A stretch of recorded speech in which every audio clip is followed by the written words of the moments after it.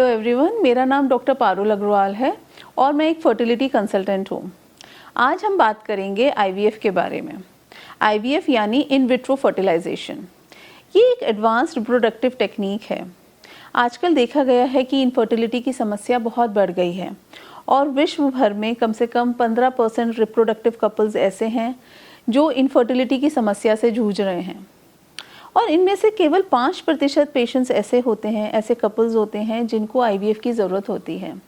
IVF के बारे में लोगों को जानकारी कम है, तो आइए इस वीडियो में हम डिटेल में बात करते हैं कि आईवीएफ होता क्या है, आईवीएफ किन लोगों को ज़रूरत पड़ती है और इसके स्टेप्स क्या हैं।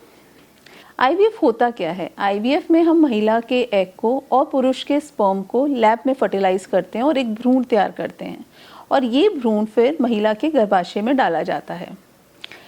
आईवीएफ के बहुत सारे इंडिकेशंस होते हैं कि किन लोगों में ये करना चाहिए। जो कपल्स नेचुरली नहीं कंसीव कर पा रहे हैं उनको आईवीएफ की ज़रूरत पड़ती है। तो ये कपल्स कौन से होते हैं? जिनमें ट्यूबल ब्लॉक होते हैं, जिनमें फैलोपियन ट्यूब्स ब्लॉक होती हैं या फिर डैमेज हो गई होती है या किसी पहले सर्जरी की वजह से वो रिमूव की जा चुकी होती हैं। इसके अलावा अगर महिला के अंडे बहुत ही कम हैं या बहुत ही पुअर क्वालिटी के एग्स हैं, एज ज़्यादा हो गई है, ऐसे लोगों में भी आईवीएफ की ज़रूरत पड़ती है। और देखा गया है कि जैसे कुछ पुरुषों में अगर स्पर्म्स की मात्रा बहुत कम है या फिर मोटिलिटी बहुत कम है या उनकी क्वालिटी बिल्कुल अच्छी नहीं है, ऐसे कपल्स में भी आईवीएफ की ज़रूरत पड़ती है। अब हमने देखा है कि कुछ फैमिलीज़ में जेनेटिक डिजीज़ेस चली आती हैं जो कि आगे बच्चे में जाने का खतरा रहता है। ऐसे कपल्स अगर आईवीएफ द्वारा अपने एम्ब्रियोज बनवाते हैं और उनकी जांच करते हैं तो हम उस जांच से पता कर सकते हैं कि कौन सा एम्ब्रियो उस डिज़ीज़ से इफ़ेक्टेड है कि नहीं और फिर हेल्दी एम्ब्रियो को हम ट्रांसफ़र कर सकते हैं। इस तरह से हम जेनेटिक डिज़ीज़ को आगे बढ़ने से रोक सकते हैं।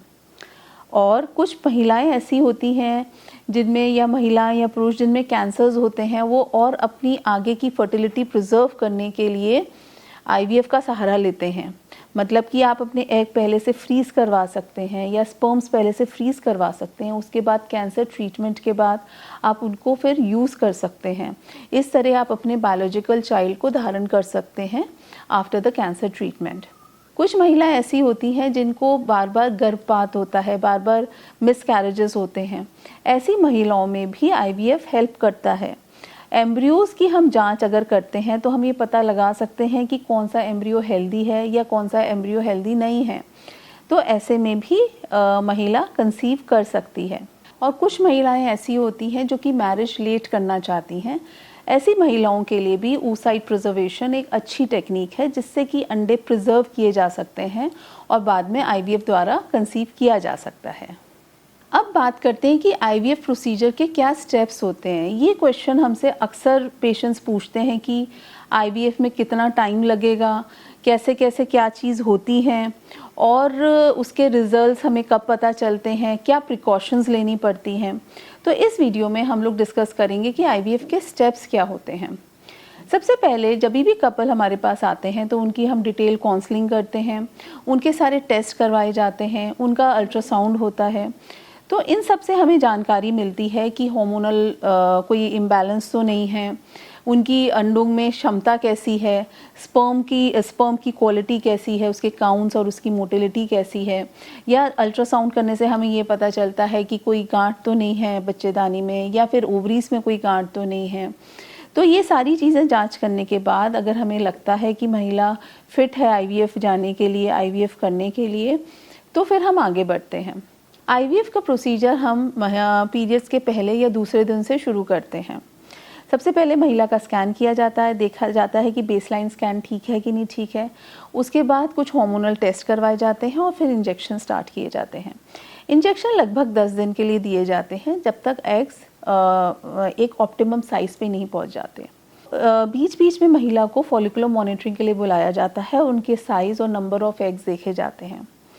एक बार आपके जो फॉलिकल्स होते हैं वो एक ऑप्टिमम साइज़ पे पहुंच जाते हैं तो महिला को ट्रिगर दिया जाता है। ये ट्रिगर एग्स की मैच्योरिटी के लिए बहुत ज़रूरी होता है। इस ट्रिगर के करीबन 34 या 35 घंटे के बाद एग रिट्रीवल किया जाता है। oocyte रिट्रीवल मतलब एग पिकअप का जो प्रोसीजर होता है वो हम लोग ओटी में करते हैं अंडर एनेस्थीसिया।